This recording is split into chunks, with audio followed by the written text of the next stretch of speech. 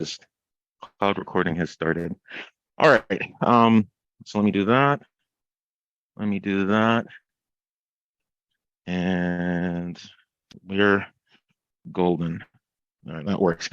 So good morning. Welcome back and happy Friday. Hope you get a chance to go outside and enjoy the wee bit of snow that we're gonna be getting. I think it's like 1.8 inches, 2 inches last time when I checked the National Weather Service. So today we're going to go over the balance of the material I had intended for a first class meeting. And originally, or at least that's my plan this semester, our Wednesday class meetings are going to be a kind of lab session. Where we'll go over some practical things, some examples and such. And the Monday, Friday sessions are going to be more theoretical material. I don't want to use the word lecture because I like to be interactive. But we didn't have a lab on Wednesday 2 days ago because it would be kind of weird to have the first day. Okay, let's pull up your browser. Let's do this. Let's pull up Pycharm. So going forward, Monday, Friday is going to be more kind of class material. It's just today we're going to use it as a lab because I didn't want to have first class as lab. Okay, any questions? All right, so the purpose of today is to walk you through the example code in Pycharm. And this is the starter code that's also provided with project number 1. So before we begin, let's go through some administrative bits. Of course, the reading has not changed. And as you'll see on the Canvas side, I'll always have a reverse chronological tally of all of the reading assignments. I'll treat you like adults and professionals. So I'm not going to test you on the reading. The deadline is just for your benefit to help you with the pacing of the materials that all of these things are going to be based on. And so the reading has not changed. Project number 1 is out as of last night, and it concerns aspects of so-called data wrangling. And so I would highly recommend, if you're not on Slack, that you get registered on Slack. If you have any issues with getting up and going on Slack, please do not hesitate to reach out to me or after class. I'd have to kind of bring it outside in the hallway because there's only 10 minutes between classes and we need to get out of here in a short order so that the other folks can come in. So project number 1 is on.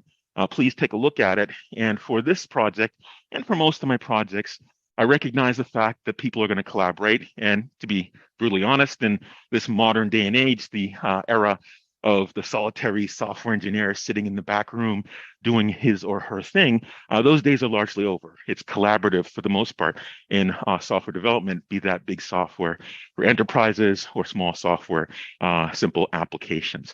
And so for this, you can collaborate with at most 1 person as a group of 2. You don't have to if you don't want to, but I do highly recommend you do that so that you help keep one another accountable.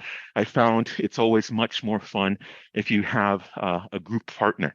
And being a good group partner means you learn something and you teach one another, right? Talk about it, argue about it, discuss it, digest it, and so forth.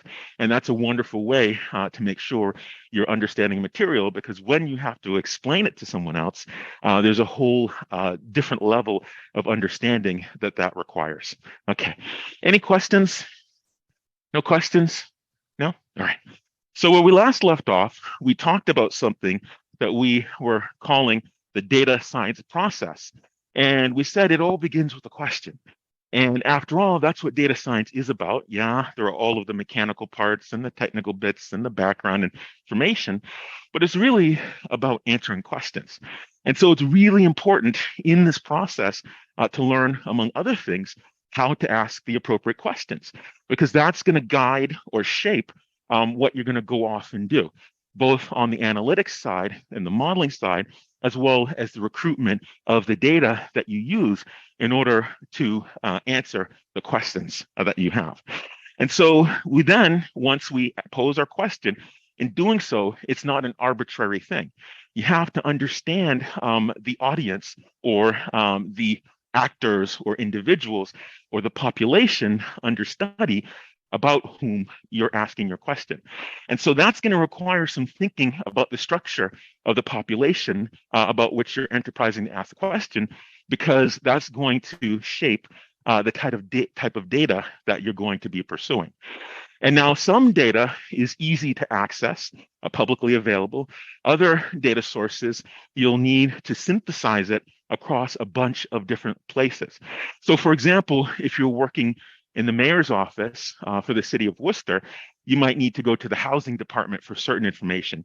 You might need to contact the Internal Revenue Service for other information. You might need to contact the Department of Health for yet other information. And then it would be up to you to create your data set before you can even answer your questions. And as we discussed, this data isn't necessarily clean. It never is in practice. The real world is very messy and interesting, and you have to identify these so-called blemishes in the data and then enterprise to fix those blemishes so that you can then consolidate your data set before you've even done any visualization or any analysis. Any questions? No questions? Okay. Because people often, when they curate their data, they're using it for their purposes, not for your purposes. Now, some data sources have regulations and laws behind them, financial data, health data, academic data, student information. And so that also requires you, and we won't cover that part for practical reasons, you have to do your due diligence to understand what you're allowed to do, what access you're allowed to have, and the efforts you must engage in order to remain compliant with the law. Because saying I don't know or I didn't know is not enough. You're required to know that. One example from my own practice or history, when I was lead research scientist, there were export controls for certain types of tools, libraries, and information. And it was up to us to go off to find the responsible people at the Department of State or State Department for U.S. federal government and get that information about the rules and regulations for those locales and what those export controls are, because you can't arbitrarily send certain types of information and code and processes to arbitrary locales around the world. And so in that regard, well, I don't want to go to prison, but you are still responsible consequences wise if you violate those things. And so if you're trafficking in data that has these restrictions and rules and laws and regulations associated with them, it's really, really important to do your due diligence in terms of understanding and learning what you can and can't do with the information that you have. Okay. Any questions? No questions? No? All right. And so then there's the exploration. That's where you find and fix your anomalies, and that also involves some visualization. And as we had said last time, the data wants to tell you something, but you have to know what to ask it. And that's your visualization. This involves some experimentation. There's no one right way to do this. There is a way, or there are many methods you can choose. And each method, each summary or visualization that you make, it's stripping away some of your data, and it's highlighting other parts of your data. If you make the incorrect choice, of course, the insights that you extract are going to be incorrect. They're not going to apply to whatever system about which you're trying to answer questions. So it's really important to understand what these visualizations are, to test something, evaluate the result, test it again, evaluate the result, try something different, and then make your educated guess about what is the appropriate way to ask these questions from your data. Any questions? No pun intended. Make sense? No? All right. Everyone's still kind of letting breakfast digest? No? All right. Personally, I can't digest until after 10 a.m. So doesn't matter. I just can't do it. All right. I digress. So then you model the data. You come up with a method to extract these insights. And that modeling might include looking at the linkages between parts of the data, because these relationships within the data and the ability to appropriately capture them has a lot of predictive power in terms of what are the important or the salient pieces from within this data that you're trying to make statements or use to make statements. And then lastly, we have the communication of the results. And with that, it's important to understand the audience to whom you'll be delivering your message. That audience might be a technical audience who are well-versed in data types of things, but more often than not, it's not a technical audience. And it's up to you to find the appropriate way to articulate to them those important pieces you're willing to make. So you could say the elbow of the ROC curve, they're not going to understand what you mean. You could say the largest value is the best, and therefore I chose this, and your general audience is going to understand that. So it's really, really important not just to articulate your results, but to really understand the audience to whom you'll be delivering your message. Any questions? Make sense? Yeah, all right. And so we ended last time with this diagram, and this was from on the web. And the point I was trying to make with this is just because you see something called data science, it's not enough just to take that on faith, trust but verify, as they say in the DoD. You want to know, what does that particular organization, how do they define what a data scientist is? Now, all of these processes, both in the process as well as listed in that bar above, yeah, that is a component of data science. But very often in various organizations, and we saw some job ads I encourage you to look at, it's really some subset of the entire data science process. And this is typically the case in most organizations, especially when the data in which you traffic are very, very large, because it's a big job just to do the collection and the cleaning, for example. Any questions? No? To jar your memories. All right. So why don't we jump right in, and we're going to go to an illustrative example. And this is just to highlight the various components of the data science process. And some of this you'll actually get to do in another week or two. So 2021 to 2022, just coming off of sort of COVID, learning what COVID is, and opening or beginning to open back up the economy, inflation rose. And for those of you who don't know what inflation is, I asked one of my colleagues, what is inflation? And he said it's when too many dollars are chasing too few goods and services. And so the basic principle, supply and demand, says when there's more demand for these goods and services and the supply is small, the price goes up. And that price can go up because of supply and demand, but there are other factors that can enter into it. And so inflation hit particularly low income and middle income families when especially staple goods become more expensive. Your costs for running a household increase.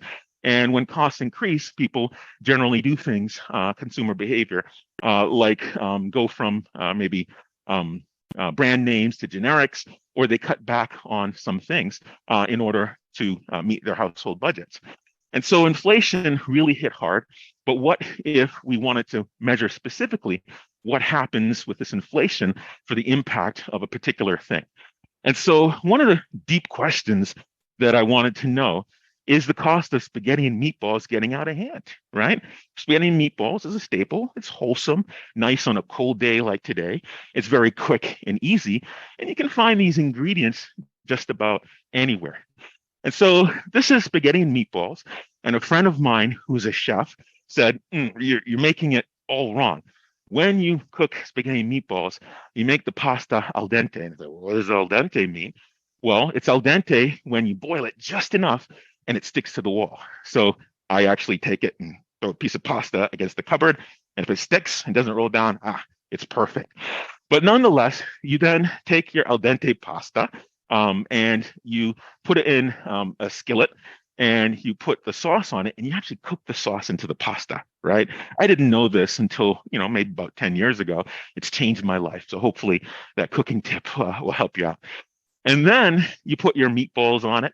And I like to pair it with broccoli. And another thing my friend told me is don't murder your vegetables, right? You want to steam them so that they're still a little rigid, right? So all those goodness of those vitamins and minerals are still in there. And then don't just have the broccoli plain. Put something else on it, like garlic or a little bit of other seasoning. With that being the case, this is spaghetti and meatballs with broccoli. And this meal has a bunch of ingredients, which I won't mention to you. You can figure it out. And we want to know if the cost of this meal between 2021 and 2022, if it got out of hand. So the question then, what does out of hand mean? What do you think? How about you?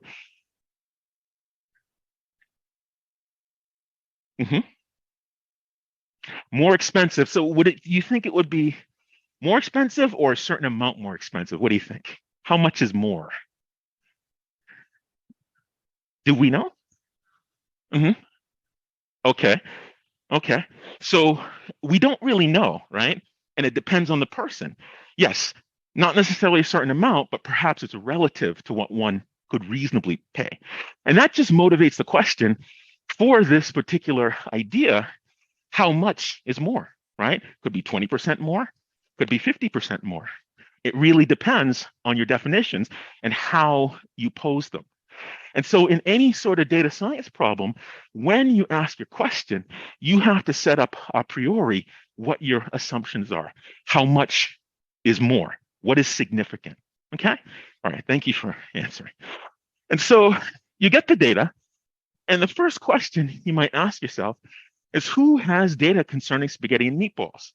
Now, certainly you could say, I'm going to go to all of these supermarket chains and I'm going to ask them, can you give me your price information for these ingredients?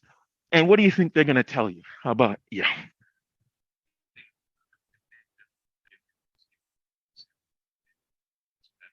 Hmm.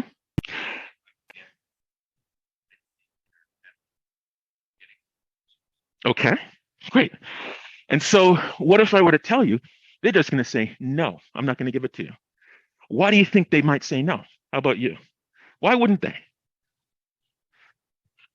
But it also, it's work, I agree, and work equals money because now they have to pay employee salaries to go off and curate this data. Now, for many markets, the margins or the difference between what you pay for it and what you sell it for, the margins are very, very small. So it's a competitive advantage for how they do their pricing and what their costs are. Because maybe Kroger's supermarket might have a special deal with some supplier to get it cheaper than some other grocery concern, like, I don't know, Stop and Shop, whoever their parent company is. Moreover, some markets have what are called loss leaders. They price certain staples at a loss or at cost, so it's not benefiting them in terms of their profit, but it gets people to come into the store. And usually, when people come into a market, they don't like to go to 5 or 10 different markets. They'll say, you know what, I'm going to get my other stuff here, right?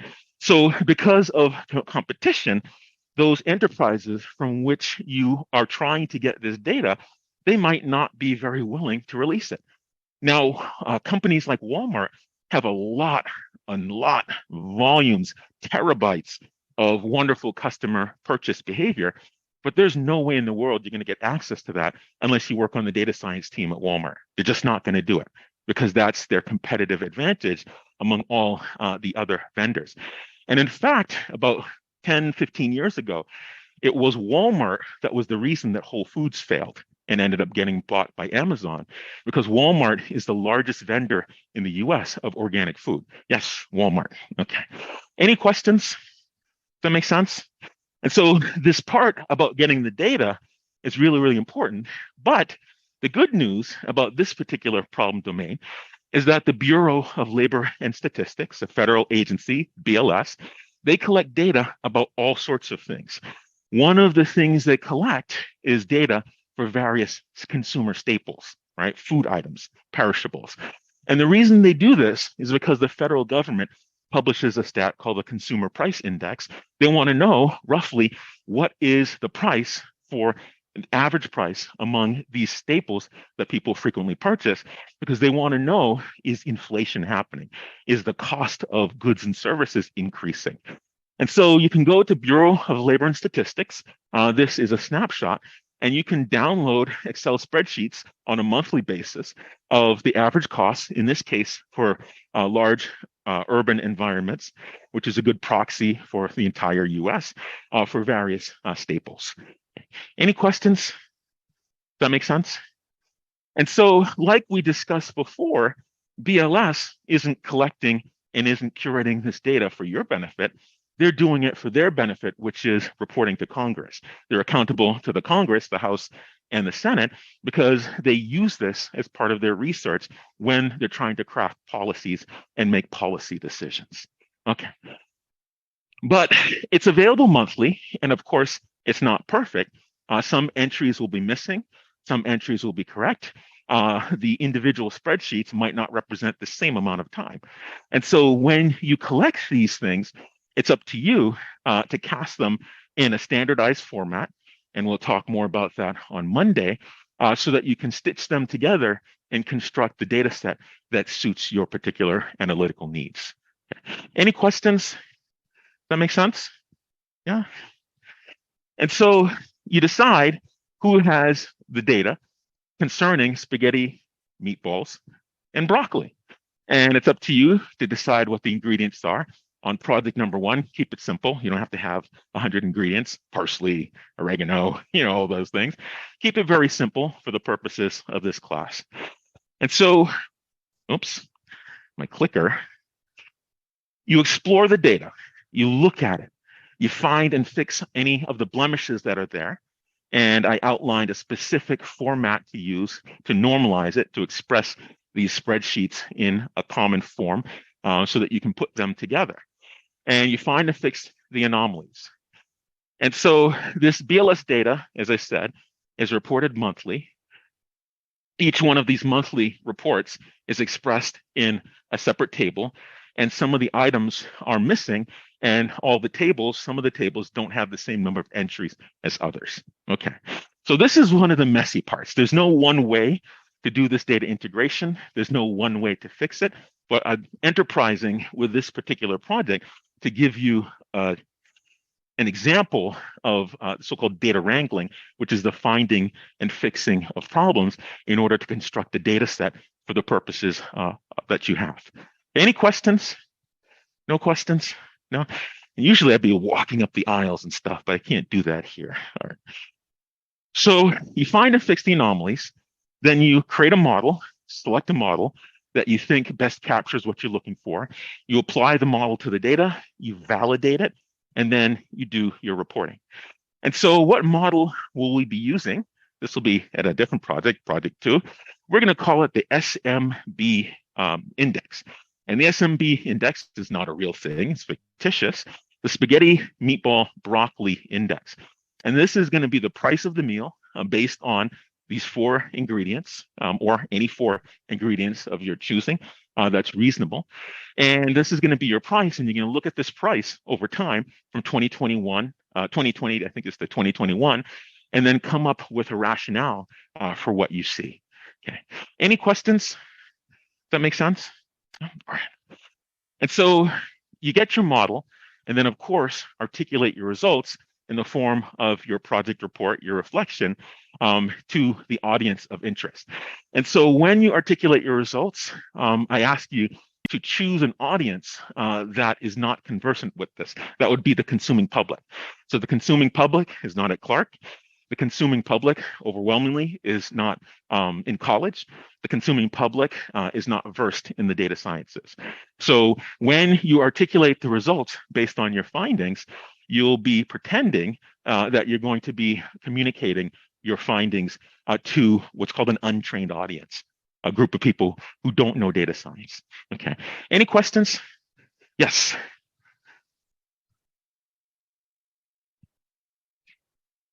You have to decide that. And when the time is right in the point in the semester, we'll talk about something called outlier detection, and more formally, when it's an outlier, and what level of change you feel is significant enough to warrant saying it's getting out of hand. But project 1 is the wrangling and the integration part, and we'll talk about graphing and modeling at the right points during the semester. Thank you for your question. Any other questions? No? Make sense? All right. And so you might have a graph, and in any graph, you want to communicate to your audience what the axes mean and what the sense of the graph means. So along the horizontal axis, going left to right, your left, we have time. And along the vertical axis, we have cost. So a reasonable thing to do would be to plot out the cost of the individual components for the SMB index, the SMBI. And then on the vertical axis, the cost is there. And if you notice here, they're each in different colors. You'd have legend. And higher means more expensive. Higher means bad. Lower means good. So in that sort of explanation, you've sort of done shaping, right? You've taken the attention span, which is finite, of your audience to whom you're articulating your findings, and you're limiting their attention span in the direction that you want them to spend it. That's really, really important because people's attention spans are finite. And if you leave something ambiguous, undefined, their attention span is going to be wandering. What does that mean? It might mean this, instead of paying attention to the message that you're trying to articulate. Okay. Any questions? Does that make sense? Yeah. All right. So then, of course, you might plot the index itself. And let's just imagine I just made these curves up. Imagine we have our SMB index. Now, let me ask you, is there anything particularly interesting at any point in time for the SMB index, the blue curve? Is there anything particularly interesting? Does something happen at some point? Oops. What happened here? Something happened, yes. It shot right up. It increased significantly. So when you see something like this, a natural thing should be why? Why did this happen? Okay, well, what if you were hypothesizing the price of oil climbed? Well, what in the, and when I say oil, I mean crude oil. I don't mean olive oil or vegetable oil. What does oil have to do with spaghetti and meatballs with broccoli? Well, yes, shipping. And though oil costs, a derivative of oil is gasoline, diesel fuel, and diesel trucks are the primary transportation modality for shipping goods across the United States. The freighters come into the ports along the coasts throughout the country. They deliver them at the weigh stations to the 18-wheelers, and they go all throughout the United States on the highways, delivering them to the interior. If you've ever taken a road trip in the middle of the night, you will see big rigs galore all over the highway. So absolutely. And so here, this idea of something called a supply chain. We start with the raw ingredient, oil, and from that oil, it gets refined and produces gasoline. And that gasoline is used for that 18-wheeler transportation modality. If the cost of oil goes up, so too does the cost of diesel. And this increased cost is passed on by the trucking companies and the jobbers and the suppliers to the markets. So when it finally gets to the market, you stand in line surprised that the cost of spaghetti and meatball ingredients has gone up significantly. Any questions about this? And so if you had access to various pieces of data, and if you didn't know a priori that oil and gasoline are related, you could certainly look at pricing information and calculate the coupling between measurements from these two parts of our supply chain. And so one of the things that we're going to be doing this semester are looking at a number of methods for calculating so-called variable linkages.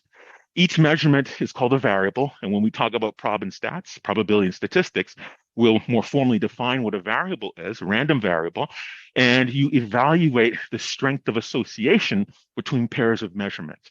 And so you don't rely on the fact that, okay, well, the background oil is used to produce gasoline, therefore the cost of one is related to the cost of another. What if the relationship is not that straightforward? It's not that obvious. It's up to you to calculate that. And moreover, that relationship might not be direct. There might be a lead or lag associated with it. And we'll also talk about an example of that for something called the Baltic Dry Goods Index. And we'll talk about that in more detail in probably a couple weeks, maybe close to a month from now. Okay. Any questions? Does that make sense? And so you might want to ask yourself, well, which parts of my data do I compare to the other parts in order to compute these linkages? Well, it's up to you. That's why you visualize, and that's why you experiment. Okay. Any questions? Does that make sense? All right. So that's what lies ahead. And so if we were to kind of prove this to ourselves, you can look at various indicators from all sorts of financial boards for the price of crude oil. And you can see at some point in time, around March of 2022, the cost of oil peaked. And if you were to look at a similar chart for gasoline, you'll notice there's some lag associated with that spike in oil because it takes time to get that oil out of the ground, to send it to the refineries to extract the gasoline from that oil. Okay, any questions? that make sense? Yeah? All right. And so I keep doing that. This thing has a finite range. If we were to look at inflation for this period of time, from July of 2021 to 2022, along the horizontal axis, we have the time by the month. And along the vertical axis, we have inflation as a percentage. And so here you notice, yeah, right around of May of 2022, April, May, we saw inflation really got out of hand over 10%. And 10% inflation is huge. And so that means the cost of goods went up on average 10%. For some items, absolutely, it might be less, it might be more, but on average, things went up 10%. Did you have a question? Oh, okay, all right. I often joke, if you go to an auction, don't scratch your eyebrow. You might just buy 100 head of cattle. But I've been to an auction. It was a trip. It was an Amish auction. Got some really nice tools. But all right. Anyways, so any questions?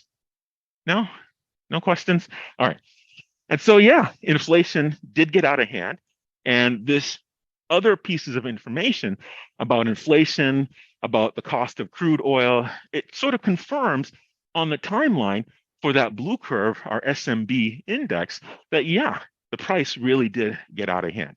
Now, certainly, I didn't measure rigorously what out of hand means. And we'll talk about this idea of outliers and significance when the time is right in the semester.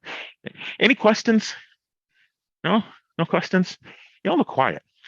No? Thinking about breakfast? Yeah. How's the breakfast in the dining hall? Is it good? No. Okay. What do people usually do? Go off campus? Yeah. All right. You just kind of wing it and just wait for lunch. Okay. All right. So yes, according to the SMB index, the cost of spaghetti and meatballs is certainly getting out of hand. The index saw a big spike coincident with the run-up of oil prices. Now you notice, if you ever watch something like CNBC, listen to financial reports, that's the way they talk. They don't talk about two standard deviations above and below the mean. They don't talk about interquartile range and rejecting outliers. They don't talk about significance tests and t-tests and descriptive power. They say things like that. It's really important to communicate with an eye towards who your audience is for the message you're trying to articulate. Okay. Any questions? No? And consequently, inflation has sort of kind of cooled down a little bit, but it's still on the high side if you're interested in this sort of thing. All right. So, but wait, there's more. How strong is this relationship, right? We never talked about that. That's an important question to ask. Are there any other relationships that might not be obvious as oil to gasoline to the cost of goods and service, the cost of goods? Is there any predictive power? If this relationship is very strong, can you ahead of time say, aha, oil is peaking in this way, therefore sometime later, the cost of goods is going to go up a certain amount? Is there predictive power? Are there any temporal relationships?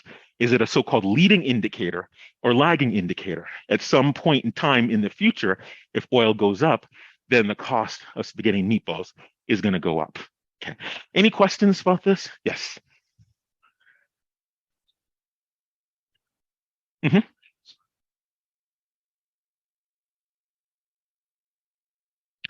I will provide that clarification, but the default assumption should be an untrained audience. Okay.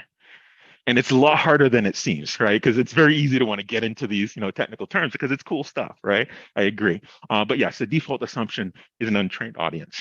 Yes. I mention it very, very loosely, but we will do it rigorously going forward in the future. And so oil prices, and this is more schematic, right? This is not rigorous. It's not based on real calculations, but there are some indicators that lead others. So for example, if oil increases, say by 20%, right, goes from 25%, which is a lot. It goes from $80 a barrel to say $100 a barrel, increases by $20 per barrel. That's a significant increase. Now, in the supply chain, it takes time from when oil goes up because to see your spaghetti and meatballs increase in price, because all that oil has to be transported to the refineries, has to be converted into gasoline or refined into gasoline. And then that gasoline makes its way to the distributors and ultimately to the filling stations. That takes time. It might take 1 month, might take 3 months. But the important part in this class is we're actually going to calculate what that lag is. It's a so-called leading indicator. One thing going up or going down, at some point with some time delay, you're going to see some other measurement go up or down respectively. Okay? All right. Any other questions? Does that make sense? All right. And so we have lots and lots of other questions that are important questions to be able to answer. And your data set, your data is telling you all these things, but you don't get it for free. You have to ask the right questions. And it's up to you to choose the analyses and look at the outcome of these analyses and say, aha, this is a particularly important relationship for some definition of importance, and I'm going to go forward with this because, right? And in this class, the why is particularly important. Okay, any questions? Does that make sense? Yeah? All right. And so let's switch to the other slide deck. And I'm going to reshare. Let me see. Every time you share on Zoom with PowerPoint and exit the share, it drops the other. So I'm just going to exit, stop the share, and reshare. And we're going to spend hopefully not too much more time on the lab section and spend most maybe 20 minutes or so, 15 minutes in Pycharm, driving you through the example code, starter code for project number 1. So let me make sure I have the right slide deck, okay?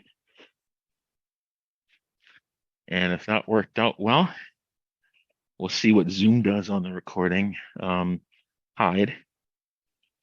Okay, so let's do that. Okay, project 1 is due a week from on the 26th, which is Thursday at 11:59 and 59 seconds p.m. All right, so what we're going to do is look at some considerations that are important for the Python drive-through in Pycharm that I alluded to a moment ago. And so we'll look at stuff about the command line, about matrix representation, about slicing, about flattening, and transpose, which will be important for this particular assignment. So you're going to be manipulating data, you're going to be loading data, you're going to be integrating multiple data sources for project number 1. So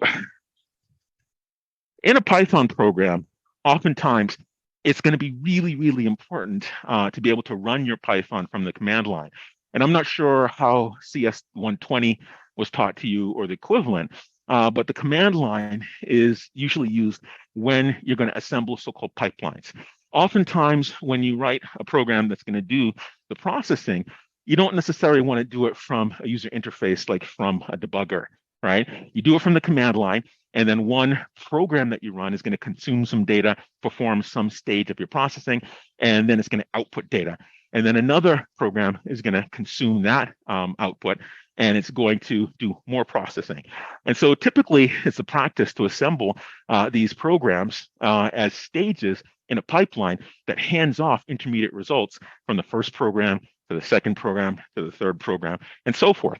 And what this affords you the ability to do is to interchange different alternatives for the types of processing you want to do. Suppose, for example, you had a data set and you're performing linkage analysis. If you have a particular program that takes your data file as its input, does some linkage analysis and tells you what the strength of those linkages are, now you could have, say, 5 different ways of doing that and build different experiments. And so it's going to be really important to run your Python code from the command line, because one of the things we're going to talk about are different choices you can make for different stages of processing. And at the end of the day, you assemble a series of choices for processing, and that engenders a particular capability in the end result, right, from the beginning to the end. And so with that, you need to be able to run your Python programs from the command line. And in Python, you typically have a fragment of code that looks like the following: if underscore underscore name underscore underscore equals equals main in quotes.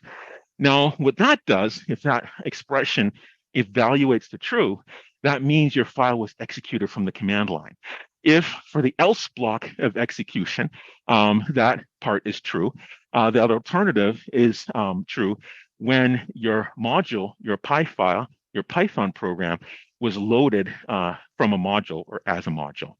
And so when you run things from the command line, it affords you to do all sorts of interesting things with so-called command line options or command line switches. And we'll have an opportunity to do that in this semester. Okay, any questions? Does that make sense? And so have you all used debuggers in the previous class? Solely debuggers? Have they talked about command lines? Because faculty don't share with one another the way they teach courses. I don't know why, but we did in industry. And so, for example, this fragment down below, if name is equal to main, you're going to run your main function, your main entry point. And so when you think of a program is a mechanization of some process. And of course, you sequence together various statements that are legal statements in the language. There's this thing called a block, and a block is a unit of behavior. And when you craft your programs, you're really sequencing together blocks of behavior.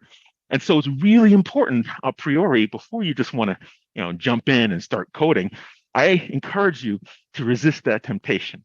I know you're all sort of like the Twitter, instant messaging kind of generation, but really do resist the temptation and first think about your algorithm, what you want your program to accomplish, and associate a block of behavior with each one of those things you're trying to accomplish in your program. There's no substitute for thinking about your program, your design, before you jump in and just implement. And so here in this fragment, we have the command line. And typically you have what's called a command prompt, and it might be different things depending on if you're running Mac OS or Linux, Unix, or Microsoft Windows. And this command prompt is the operating system's way of telling you, hey, I'm waiting for you to tell me something. I'm waiting for you to give me some command.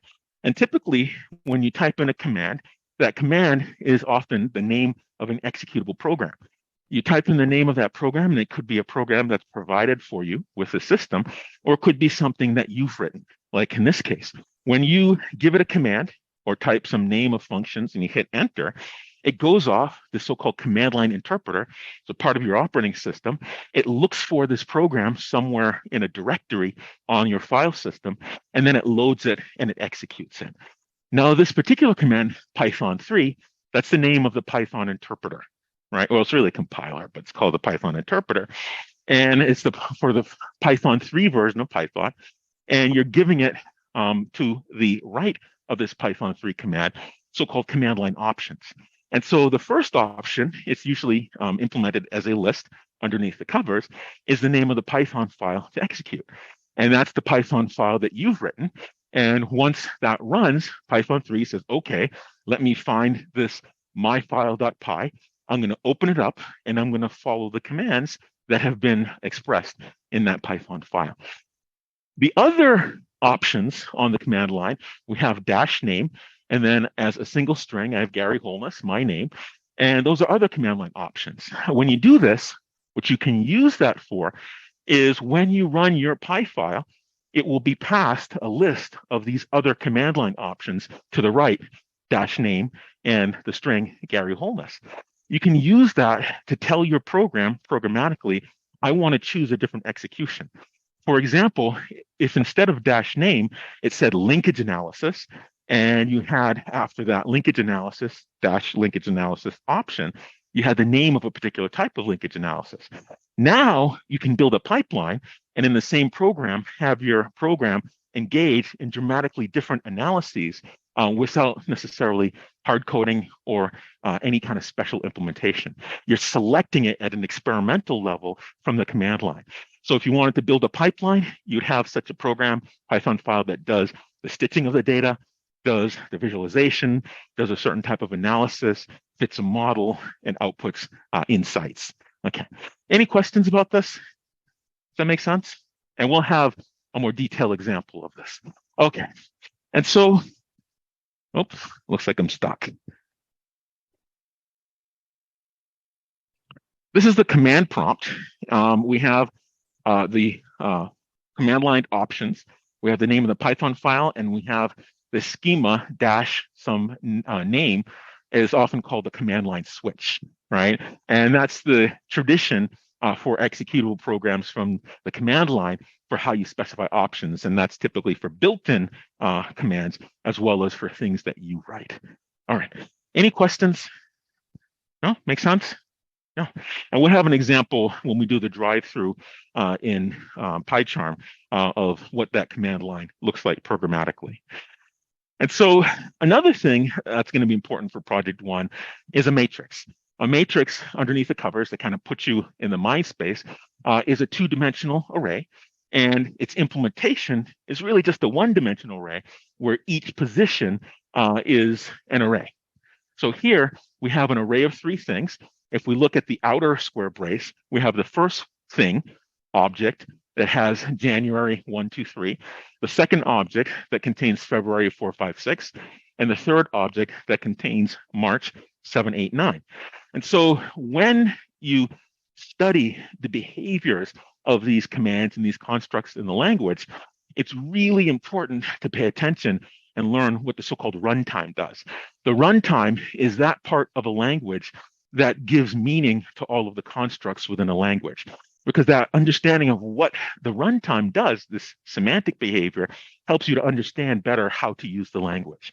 And so because of this implementation, if we specify our 2D array, our matrix, we can index it using only a single index, and that will give us what's in the 0th position, the second position, the first position, or the second position.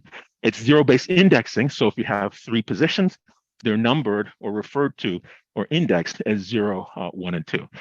You can also, in a compact notation, do the indexing of individual items, so-called rows and columns in the matrix, using the two-dimensional referencing.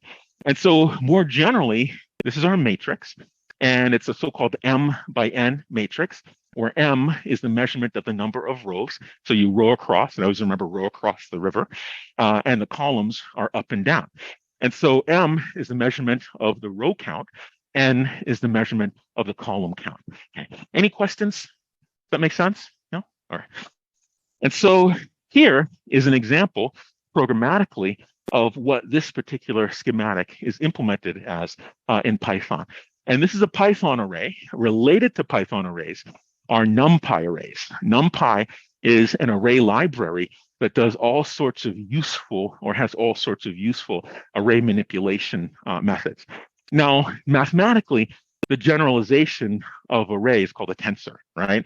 A 1D tensor is an array, 2D tensor is a matrix. And the reason for that framework is so you can talk about arbitrary dimensions, 4D, 5D, 6D, etc. So this is a 2D array, a matrix. And you notice here we have the first row in the 0th position, the second row in the 1st position, third row in the 3rd position. Now, if you were to index this thing with slicing, and slicing is one of the things that a lot of people, it's kind of wonky in Python. Honestly, I don't like it. I've been doing Java for a long time, worked at Sun Microsystems, one of the Java technologies before they were bought out by Oracle at the .com bust at the end of the 90s. But nonetheless, slicing allows you to select some sub-rectangle within a matrix, arbitrary tensor, really. Now here, I'm only presenting 2 dimensions because it's a matrix, but this applies to arbitrary dimensions, 3 dimensions, 4 dimensions, 10 dimensions, 100 dimensions, so have you. So the general format for slicing is that you have the reference to that symbol or variable describing your array. Now, layout-wise in a computer, whenever you have any type of data structure, that data structure is carved out of your system memory, and associated with it is a symbol or variable. And so this represents a location in memory. And when you access the slice, it's actually moving through memory in a particular way in order to select some sub-rectangle from your matrix in this example. So in general, if you give the reference, the symbol name, you give it a start index, and remembering that it's 0-based indexing, colon, followed by a stop index. If you exclude start, it assumes it's going to start from 0. If you exclude stop, it assumes you're going to have a stop, which is the length of the array -1. And it's the length of the array -1 because you always start with 0 as that first position. Okay, any questions? Does that make sense?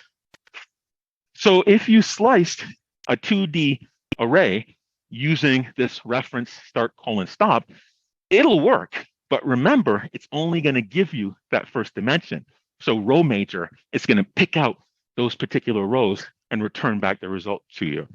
Now, one of the things that you'll often see if you have syntax errors in Python, it'll tell you something like the broadcast does not match up. It's not compatible. And so this idea of broadcasting refers to when you're doing a slice, it's subselecting from memory some subrectangle, in this case of your matrix, and then it needs to put it somewhere. It needs to assign it to something. That assignment to something, that's your broadcast. And whenever you're assigning things that are sliced out of one data structure to some other data structure, the dimensions, the row measure and the column measure need to match up, because you can't stuff something that is m by n into something that's half of that, right? It just doesn't work because it doesn't have enough memory in order to put it there. Okay? But any questions? Yes. Great question. I'm glad you asked. And we didn't set this up ahead of time. But so there are two different types of array. One is a Python array, and the other is a NumPy array. This next reference, that is for the two-dimensional array for Python array. And so this first slice is going to give you the row. The second slice is going to select the column. Together, the row slice and the column slice is that subrectangle from that particular matrix.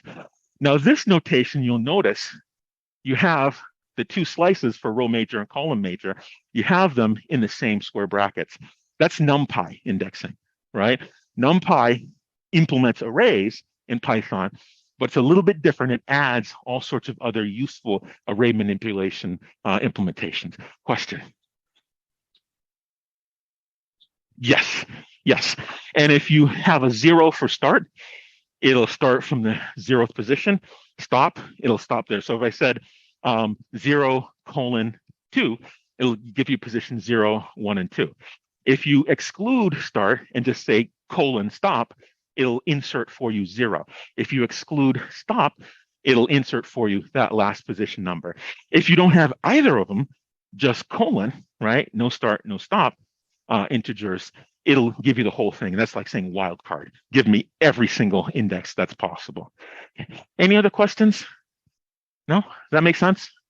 So it's important to note whether you're evaluating or examining Python arrays or NumPy arrays. So another important operation that'll be useful, for project 1 is so-called flattening. When you flatten a matrix, this is a so-called tensor operation. You're taking all of the rows or all of the columns, and your row major, in this case, organizing them, concatenating them one row after the other. So in this example, we have the first row has January 1, 2, 3. The second row has February 4, 5, 6. The third row has March 7, 8, 9. And so when you flatten them, the default, which is called C order, why they call it C order, I don't know. You'll see lots and lots of design choices in the APIs of languages. From a Java perspective, this is weird to say C order, but that's just how they chose to implement it. But nonetheless, when you flatten this in C order or row major, you'll notice I take my first row, January 1, 2, 3. It's in the first 4 positions. February 4, 5, 6 is in the next few positions, March 7, 8, 9. And so this idea of flattening is very useful when you want to turn something that exists natively in a table into a vector, right?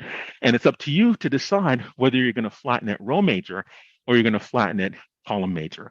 And certainly there's the dual operation unflattening, but we won't be using that. Okay, any questions? And so in this case, we start out with our matrix that's m by n, m rows and n many columns. And when we flatten it, we get one row, but we have m times n many columns. Does that make sense? Any question? Yes. And I'll shoot afterwards. Yeah. Because sometimes you have tables that contain maybe a few months worth of data, and it might be organized differently so that you have January through December for 1 year, January, December for another year. And you might want to choose to have it as one timeline that represents the entire period. And so there are many reasons why you might want to flatten it, but that's just one of the reasons. Okay, your question, yes. This is row major. And so you'll see January 1, 2, 3, January 1, 2, 3, February 4, 5, 6, February 4, 5, 6. So you're going across the rows and you're flattening, concatenating them row by row. Okay? Yes, yes. But it's really important for any API to understand what the default is. And in Python, when you specify so-called C order, which is the default, it assumes row major. Okay. Any other questions? No? Make sense? Yeah? All right. And so transpose is another important one. If we start out with an M by N matrix in the upper left, and we transpose it, what transpose does is exchanges the rows and the columns. And so here we start out with our rows, January 1, 2, 3, February 4, 5, 6, March 7, 8, 9. When we do the transpose, everything that was a row before becomes a column. And so we've turned this from a row matrix to a column matrix if you've taken linear algebra. So here we have the first column, January 1, 2, 3, second column, February 4, 5, 6, third column, March 7, 8, 9. And so this result now has n many rows and m many columns. Here, we started out with m many rows and n many columns. We're exchanging the rows and the columns. Does that make sense? All right. Any questions? No? No questions? All right. And so we're going to drive around. This is more of a reminder to me. We're going to drive around Pycharm, and we're going to look at over the next 15 minutes, and we're going to look at some of these commands. So let me exit PowerPoint, and let's see. Okay, that's weird. There we go. Zoom gave me the green box, so I think we're good. All right, let me maximize that. Check. Yeah, mic is still hot. All right, so why don't we jump right in? So it's really important to have comments. Comments, a good comment, talks about your algorithm. That's the behavior of the basic block that we talked about. And there's a really unfortunate, let me, this.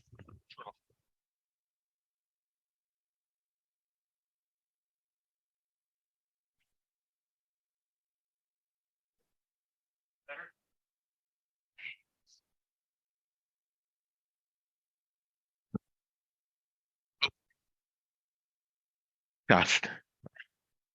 So here, let me hide the controls.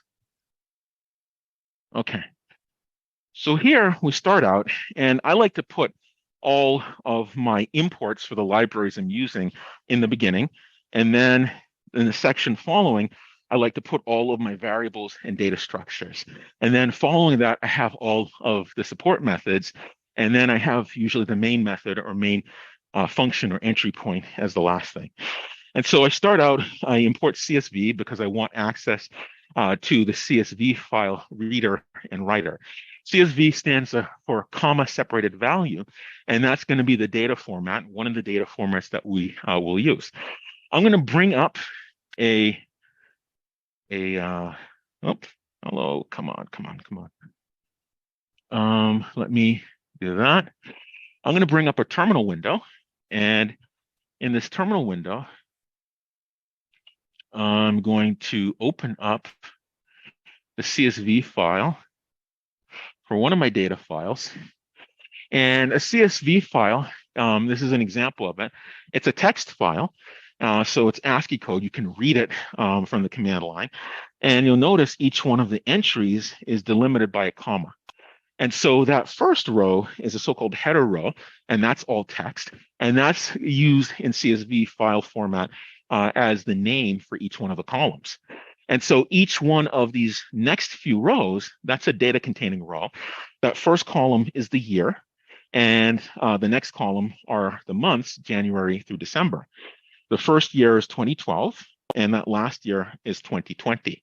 And so this is indicative of a CSV file. You can have CSV files that have a single data type, numbers, or you can have CSV file that has only text, or you can have a mixed CSV file. In this particular case, we have a mixed CSV file, but that first row here is a so-called header row. Its purpose is to give you the names for each one of the columns. Now, in a probability view of data, each one of these columns represents a variable, and each value of this variable is an instantiation conceivably sampled from some distribution. You might not always know what that distribution is. Any questions about this? Does that make sense? And so for project number 1, part of what you'll be doing is downloading the Excel files for the ingredients, constructing CSV files for them, and then in Python, which is what this Python starter code does, you'll be augmenting a stitched together version of a data file that's built from each one of the individual CSVs. Okay, so we have our imports, and we're importing sys because I want to show you some example of the command line. And then we also import NumPy because I want to make use of transpose and some other facilities within NumPy. Python arrays can't do transpose. Python arrays are just arrays. You can use them. And so NumPy adds to Python arrays a lot of matrix and array manipulation methods or functions. Okay, so I start out, and we'll talk about file systems on Monday. Now, I have a so-called file path, and that's a string, and that's going to be the location on my file system on my computer, the directory or folder, if you use the Windows, where the particular data files can be found. Now, it's really important in the style which you use for implementation to try to abstract things with variables. And in this particular case, I abstract the names of the data files using an array because that allows me very easily to add more things to it. And so when you do this sort of indirection, this abstraction, if I had 100 data files, I would just add to this list the remaining 97, right? And that approach allows you to grow or change and define different experiments with your code. In fact, if I were to do this for real, I wouldn't even have this as an array, the names of the data files. I would specify that on the command line, but we can talk about that in another meeting. Okay, so here, output file name, using very descriptive variables. It's my style to, anytime you have a constant, you use all caps for the variable names, because that tells you visually when you write your program that there's something different about this particular thing. Is it incorrect to not do so? No, it'll run fine. But in practice, as your code base grows, you want your code to be so-called self-documenting, evident by just reading the commands. And you always reserve your comments for things that are algorithmic in nature, describing the gross level behavior of your blocks of behavior that comprise your program. Any questions? That makes sense? All right, so we define some variables, and I like to define some useful measurements, like the number of years represented from 2012 to 2020, and the number of months per year, because you can now use that to calculate all sorts of things that are useful. And so the number of measurements total is the number of years times the number of months. Okay, so down below, I'll start by scrolling down. This is that particular part that I talked about in the slide deck, where we run the main entry point, our main function or method, if you like Java, on the command line. And so that's how you start your program in general, so that it's amenable to running from the command line. And ultimately, when we start building more complex pipelines for processing, it's going to be really important to be able to run experiments. And it's a lot more elegant to do that from the command line. Okay, any questions? No? Make sense? All right, so we start out in our main entry point, and here, through the system library, we're going to get our argument list. And this argument list corresponds to those command line options that I talked about before. When you run your program and you give it a space-separated list of pieces of text, it gives it to you through this sysargv, right? Argument values. And so this is what you can use now to determine or set different behaviors in your program based on what you type on the command line. It's a really powerful method that allows you to think of things at an experimental level. You have a question? Okay, I thought you had a question. My peripheral vision is only good up to this amount. So, all right. So why don't we, so then we start out and we look to see if two command line options were given on the command line. And if it is, we take the name part and we print it out with the greeting, right? Nothing very elegant or it's very simple, but it's just to illustrate the point of what you can do with the command line. Now, of course, if I were doing this for real, I would call different functions that I've defined for different types of processing or different linkage analysis, as I alluded to before. So then I start out and I really want to build my consolidated array as a NumPy array. So I go ahead and I pre-allocate np.0. So it says, give me an array, and you give it the dimensions, num measurements, and by num ingredients. And so remember, we said it's 9 years of reporting, and there are 12 months per year. And so I'm going to concatenate to your question about why would I want to flatten the matrix. I want to concatenate all the measurements from that 2012 January through December on through 2020 January to December. I want it to all chronologically follow as just a single vector, right? So that's why I'm flattening it in this case. And so here I have a NumPy array that I pre-populate. Now Python doesn't care if you allocate the array dynamically, but from a computer science standpoint, if you pre-allocate memory or data structures and then you refer to it in your program, it's much more efficient than if each time you allocate something and let it deallocate and allocate it and let it deallocate. Now, this is not a computer science course, but I just thought I'd throw in some things that are performance enhancers because when we start to deal with larger data sets with more complex processing, those performance engineering types of concerns will really make a big difference. Okay, any questions? No, no questions? All right. And so here you'll notice this particular comment. I like generous comments that are algorithmic in nature. And it tells you that you're going to iterate through all the names of your data files. And then as a reminder of what the data file format looks like. When we opened up the CSV file, we had a single row that was our header row. And then we had for each year a vector of all of the prices for each ingredient from January 2012 on through December of 2020. Okay, any questions? Does that make sense? No? All right. Ooh, okay, we only have 5 minutes. So we start out, and here on line 67, we take our data files array, which is an array of string names for our data files, and we engage the iterator in a loop. And so this iterator is going to go through each entry in my list of names, and it's going to construct a file path, and then it's going to go ahead from CSV module, start the reader, right? Now, there are two things when you do CSV reading. You first have to open the file. Opening that file tells your operating system underneath the covers to go ahead, take this stuff off disk. Some of it keeps on disk, and some of it keeps on memory. The reason I mentioned that is that it's going to be really, really important to actually close your file if you open it, because you could end up with data loss. That being the case, we open the file, and then we give that file reference to the CSV reader. And the CSV reader understands the CSV format. It's text separated by a comma to represent a table format. And so once we construct that reader, the next thing we do, knowing that it is an iterator, we go ahead and tell the iterator to move the cursor, right? To move that place where you're currently looking in the data file. We do that because remember, the first row of the CSV file is the header information. We already know the format. We don't need the headers. What we want is the actual data when we're going to consolidate all these data files into one file. Okay, any questions? Does that make sense?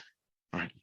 So now, once we do that, we go ahead and we ask our CSV reader, get me each row of the table, and I'm going to append it to my Python array. Now that I have a Python array, the next thing I do is I close that CSV file. It's important to close your files because if you don't close your file, parts of it are in memory, parts of it are on disk. When you formally close your file, what you tell your operating system is purge all of those things that are in memory to disk. If you don't do that, if you're doing updates to your file, you're not going to see those updates necessarily on disk, right? So sometimes you open a file, you do stuff, and then you exit your debugger or you break out of your program. You're like, where are my changes? Well, that's because you didn't give the operating system a chance to take all of that stuff that's in RAM, which is volatile, when you and send it off to disk, which is persistent. Okay, any questions? Does that make sense? No? All right. So now you close that data file, and in that loop, you're going to do that for the first CSV file, the second, the third, and the fourth. So now what we do is we construct a NumPy array with all of that stuff we've read out of a single CSV. And then this is where we flatten it in C order, right? Row major. So we have all of the rows of this CSV file for 2012, 13, 14, up to 2020. And we make it a single vector in chronological order, row major. And then we go ahead and we compute the transpose. So instead of a single row vector, it's now a column vector. Instead of left to right, it's up and down.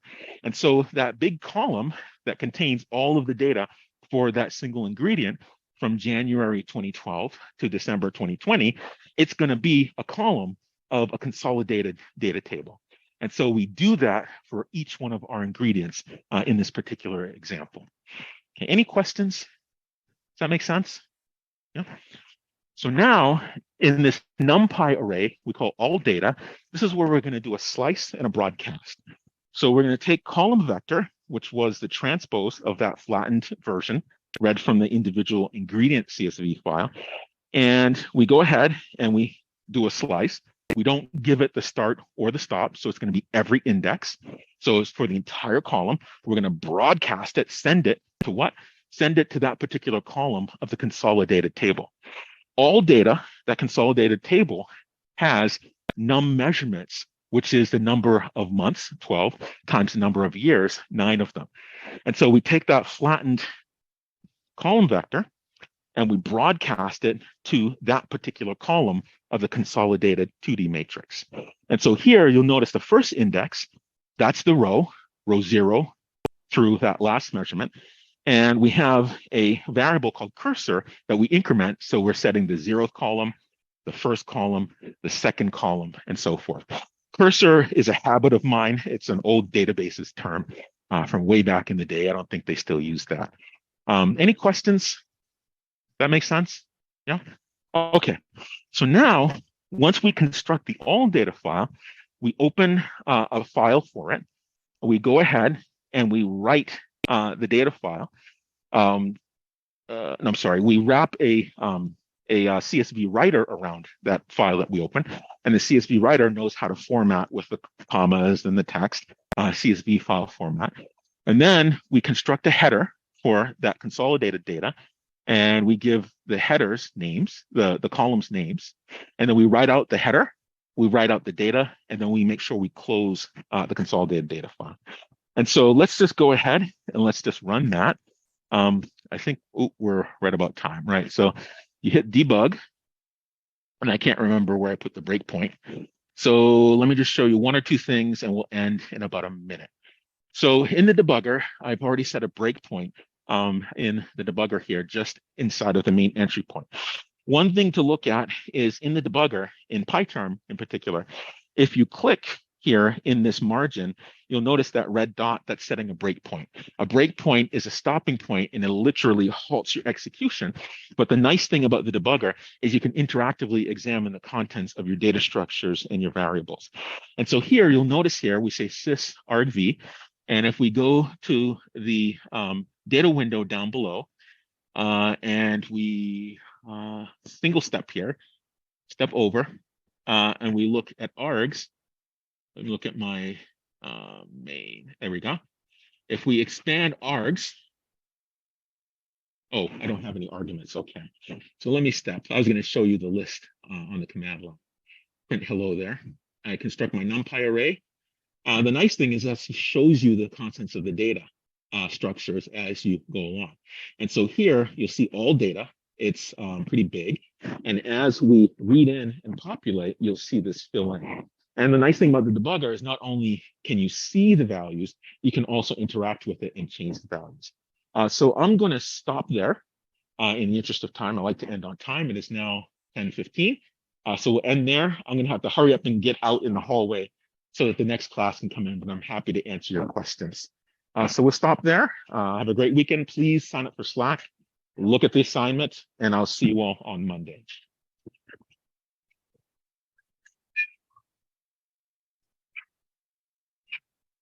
Here.